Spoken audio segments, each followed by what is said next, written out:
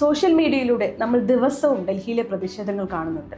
എന്തുകൊണ്ടാണ് ഈ പ്രതിഷേധങ്ങൾ ഇത്രയും ശക്തമാകുന്നത്? ഇതിനധികം തന്നെ നിരവധി വിദ്യാർത്ഥികൾ സൂയിസൈഡ് ചെയ്തു എന്ന വാർത്ത പുറത്തു വന്നിട്ടുണ്ട്. ഒരു പരീക്ഷയെ ചുറ്റിപ്പറ്റി ഇത്രയും വലിയ പ്രതിഷേധവും ഇത്രയും വിഷമവും എന്തുകൊണ്ടാണ് ഉണ്ടാകുന്നത്? നീറ്റ് ഒരു പരീക്ഷ മാത്രമാണെന്ന് പറയാൻ എളുപ്പമാണ്. പക്ഷേ അതിനുവേണ്ടി തയ്യാറെടുക്കുന്ന ഒരു വിദ്യാർത്ഥിക്ക് അതൊരു പരീക്ഷ മാത്രമല്ല. വർഷങ്ങളോളം ഉറക്കമില്ലാതെ കുടുംബത്തിൽ നിന്നും സുഹൃത്തുക്കളിൽ നിന്നും അകന്ന് ജീവിതത്തിലെ ഏറ്റവും നല്ലൊരു കാലം അതിനുവേണ്ടി മാറ്റിവെച്ചവരാണവർ. പക്ഷെ നീറ്റ് പാസ്സായാൽ എല്ലാം കഴിഞ്ഞെന്ന് കരുതരുത്. അതിനുശേഷം MBBS, പിന്നെ PG പ്രവേശനത്തിനായി വീണ്ടും മറ്റൊരു വലിയ പരീക്ഷ.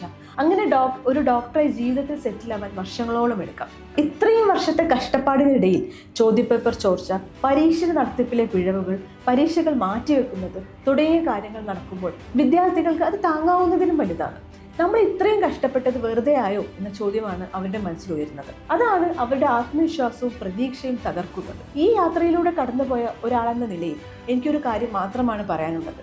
പരീക്ഷകൾ പ്രധാനമാണ്, പക്ഷേ ഒരു പരീക്ഷയും ഒരു മനുഷ്യന്റെ ജീവിതത്തെക്കാൾ വലുതല്ല.